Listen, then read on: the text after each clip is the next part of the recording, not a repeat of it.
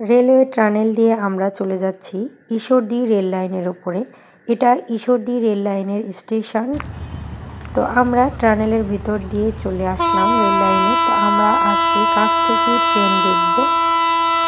এত কাছ থেকে কখনো ট্রেন দেখা হয়নি।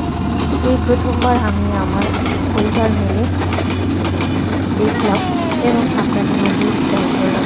খুবই ভালো লাগলো। আর ট্রেনের কতগুলো বগি দেখলাম, আমি তো বলতে করতে পারিনি, অনেকগুলো। কিন্তু ট্রেনটা চলে গেল। এখন আমরা সেই টানেলের ভেতর দিয়ে আবার বের হয়ে আসলাম ঈশ্বরদী রেল স্টেশনে। এই তো আমরা নেমে চলে যাচ্ছি।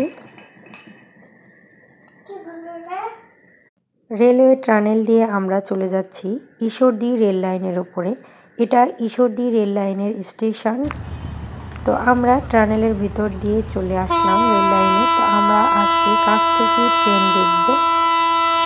এত কাছ থেকে কখনো ট্রেন দেখা হয়নি।